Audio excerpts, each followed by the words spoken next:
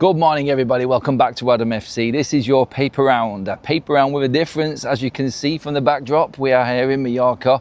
Many of you would have been watching me over on for United TV earlier on. Was talking about the World Cup. That's what we're talking about today. That is where the focus is. Mainly on, and there is a United connection to this here as well.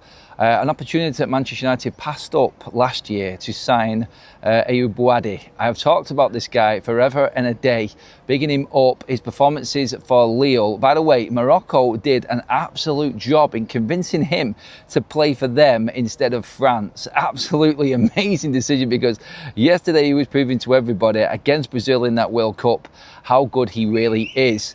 United, when you look at this opportunity that we passed up, again, it seems strange because this is the type of player that United would always go for under Ineos. Young, obviously still doing it in a decent league. There's a risk to it because he's young, but like I said, because he's done so well in League 1, and I know League 1 isn't the highest standard, but at that age, at the price that he was then, and you're talking here like the 20 to 30 million euro sort of price tag for this player. Now look at him. Now we're getting stories in the papers today, in the morning headlines, that PSG, Arsenal, Liverpool, Man United have made contacts with Bouaddi. He is open to a move to Manchester United. This off the back of a report coming in from JS Transfers as well. But this is what the World Cup is all about. This, as much as the World Cup has been a little bit frustrating and slow to get going, I'll say that. The kickoff times have wound me up rotten so far. No matches in the day in Europe on TV has kind of taken the shine off it a little bit. We'll get used to it, and I'm sure the quality, now the better teams are coming in and starting to play their games, will come in, and I think it will be better. A big shout out to USA though for obviously standout performance so far for me. Massive well done to the Yanks, and great start for them. But again, it focuses everybody on potential transfers, and it makes more headlines than anything the World Cup. The Euros can do the same thing. Any sort of European, South American tournaments, international tournaments for that matter, that are going on in the summer always had more transfer speculation. And that's the added bit with these tournaments. You start to think, whoa, where did this guy come from? And that's pretty much where Bouaddi is. Bouaddi is an absolute talent who's been playing regular for the last 2 years in League 1.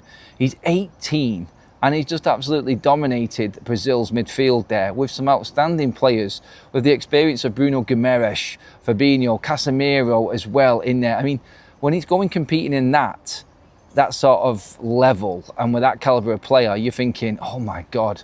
And now all of a sudden, from a 20 to 30 million euro player, you're getting headlines this morning everywhere about him potentially being a 70 million euro signing for Arsenal, PSG.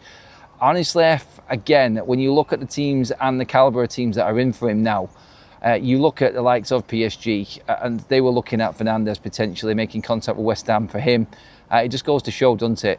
It just goes to show that, you know what, teams are moving away from the sort of marquee signing now. And I say marquee because I don't class marquee signing as the price tag. And obviously 70 mil is a lot of money for a player. I class a marquee signing as like someone who everyone knows is world class. Everyone knows he's been there, done it at a big club on a big stage. And he's signing from what's always going to be a rival.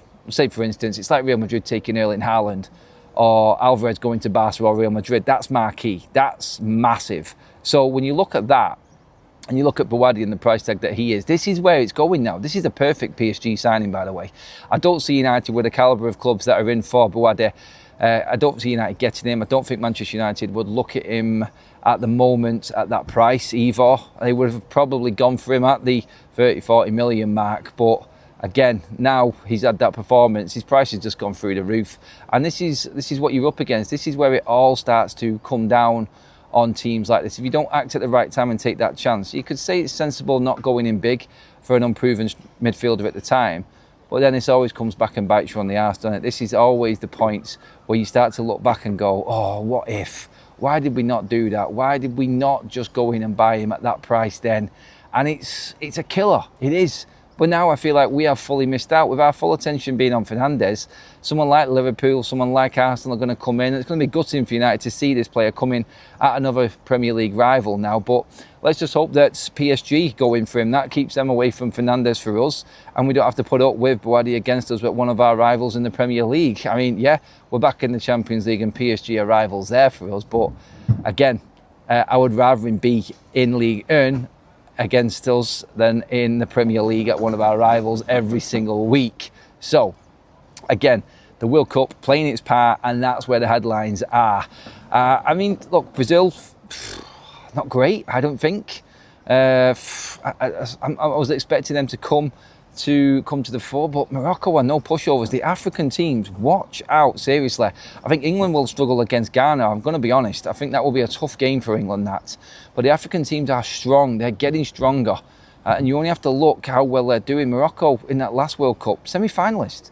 People forget this. Morocco can compete with the best. They are AFCON champions. And, of course, when you look at it and how far they got in their last two major competitions, they were going to be a threat. With Bouaddi in that midfield, the experience that they've got and the players that they've got in that side, you never know. And I'm not saying that they are going to be favourites and they're going to win the tournament, but they're going to go far. And some of these big countries are going to really struggle against them.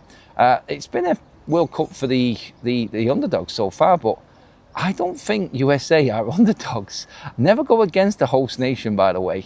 All still in it, all had positive-ish results. Canada could have done better. I thought they'd have got a better result, but I actually think that USA, Mexico and Canada, them all getting into the last stages is good. I mean, it's easier to get through to the round of 32 than it is the round of 16, obviously with the extra teams in the World Cup. I don't like that, by the way. There's too many games. And I think there is a case here that the World Cup could actually lose its whole pull and appeal because there's so many games. I don't like it. I'd rather it be round of 16 and it get really into the nitty gritty. The round of 32 is neither here nor there sort of round. But look, as long as the host nations stay in, then I do believe it is going to be a little bit more exciting for everyone watching anyway. But when you're talking host nations, USA and the standout performance so far, again, just to do the little Man United link because I like to do that, but Tyler Adams from Bournemouth, good performance from him in that midfield again, at 27. Is he the type of player United could go for? Well, you never know, do you? 2 years left on his contract. I don't see Bournemouth busting their guts to sign him up to a new deal. Not as much as Alex Scott anyway, but Tyler Adams, good start to the World Cup for him as well. But full focus is on all of these players that nobody expected to be transfer targets, becoming transfer targets because of this World Cup, being put on at that biggest stage, in the limelight. If someone has a good World Cup, their prices skyrocket. That's what the World Cup does. For United's case, I hope Marcus Rashford and Manuel Ugarte, who are coming up soon, both have a good start to the World Cup as well, because we could do with some good transfer fees for both of them players. Anyway, that is your paper round from Mallorca. I mean, just look at that backdrop there. Absolutely awesome. Not going to rub it in or anything like that, but yes, when you can get cheap flights like we did, you might as well just take advantage of it and get out into the sun and enjoy some of them World Cup moments in the bars around there. It's fantastic. Great atmosphere around here. Yesterday with the Scots, by the way. Well done, Scotland. Loads of Scotland fans out on the streets here and on the beachfront. It was fantastic atmosphere yesterday. That's what the World Cup's about. Just hope the football gets a little bit better, and hopefully that starts today with all them other games. But let me know what your thoughts are. Bouaddi, did we miss out on United, and where is he going this summer? Get in the comments below, everyone, and of course make sure that you do pop a like and subscribe to Adam FC. I'll see you all in the next video.